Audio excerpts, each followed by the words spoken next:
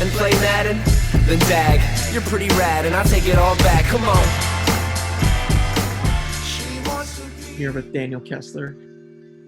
Daniel, I think it's true that you hold every passing record in Claremont High School sports, and now you're trying to set every record in this MADDEN Classic. Is that right?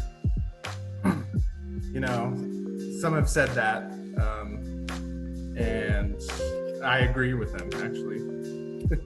Wait, yes, I'm trying to break the records of the MADDEN Classic, of course. I mean, you're so cocky. You're eating right now as I'm talking to you. So. Oh yeah, I barely had time for this. So I real quick just wanted to go through your draft. You know, I think there were a lot of positives, obviously, like that first pick, Patrick Mahomes, and that's really where the positives end. No, I'm kidding. All right. 1 second. So you got jokes, huh? No, I'm kidding. What was your thought process there, with your first two picks going Mahomes and Barkley back to back? You know, it was mainly this little kid in a Twitter video. He's a cute little kid, and he was watching the game with his dad, and he asked him who his favorite players were, and he said, Patrick Mahomes and Saquon Barkley. So I went with that classic strategy there, you know. Pretty smart. I think it worked out. I mean, you have a huge offense for sure with Adams and Godwin and Henry. Defensively, what were you thinking, you know, in terms of building the defense? I see you went Browns D-line, but you had the Bears as kind of the anchor of the defense. What was your overall strategy there? Well, Madden 20 is pretty OP with the pass rush. So I wanted to get Khalil Mack and Myles Garrett, and then some speed at middle linebacker. I know Roquan Smith is a burner. So I wanted speed and pass rush for sure, along my front seven. And, you know, that's kind of the thought process behind that. But I think the pick that has most people talking was your last pick, Kari Blossom game. Oh, man. What can Blossom game bring to your game? I mean, what can't he bring? He's a perennial all-star. Everyone knows him. I definitely knew about him and didn't forget about him before this draft. That's 100% for sure. You know, he's going to be leading the way for Saquon to many a touchdown this year. I might as well have Trent Dilfer back there, you know. And we can make that happen probably. So tell me a little bit about your creative player. You know, I've heard stories about this guy. You know, he had a prolific college career, but I don't know much about his backstory. He's a legend. For those who don't know, Hingle McCringleberry has been, he's been a social media darling. You know, we saw him first at the East-West Bowl. You know, the announcers gave him a huge shout out.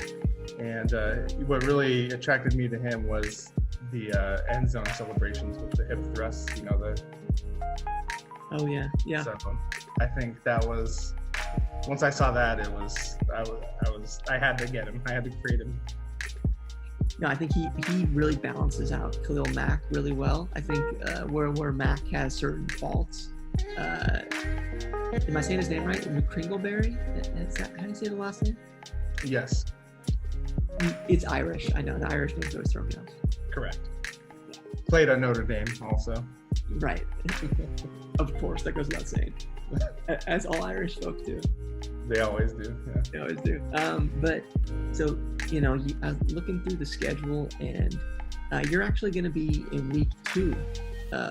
You have a big game against Tim and Spencer. You got the Rams and Saints. You know, how are you feeling about that?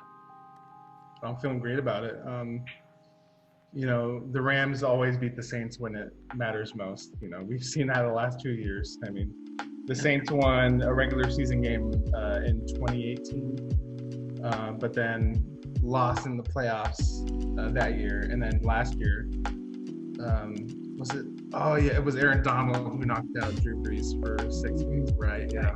Right, I forgot about that. And Tim and Spencer have Drew Brees, so maybe. I mean, he's probably going to be scared, even though it's not Aaron Donald. It's Khalil Mack and Myles Garrett, and they're almost on the level of Aaron Donald. Mack is close. Garrett is also really good, so he's going to be shaking in his boots. It's going to be awesome. That's our week Madden week 2, so it's going to be like middle of the week in a couple weeks. Keep you updated on that. Have to ask a question though. Is there anything like as you get through quarantine that you've been doing? Any shows you've been watching? Any shows I've been watching? Been watching a little bit of Community. Just started watching that. It's pretty good so far. I like it. I like the feel of that show. What other shows have we been watching? We've been watching 90 Day Fiance before the 90 days. I gotta tell you, this one couple on there, Ed and Rose, that's their name, right? Big Ed and Rose. I mean, I gotta give them a shout out right here on this platform in front of millions of fans out there. You know, millions of people are watching us live right now. I just gotta give a shout out to Big Ed and Rose. If you don't know, you've got to watch that show, or at least look up the clips of Big Ed and Rose. It will be worth your time. No, hopefully you can get them out to a couple games this season. Yeah. Oh yeah, he's already purchased the season tickets from me directly.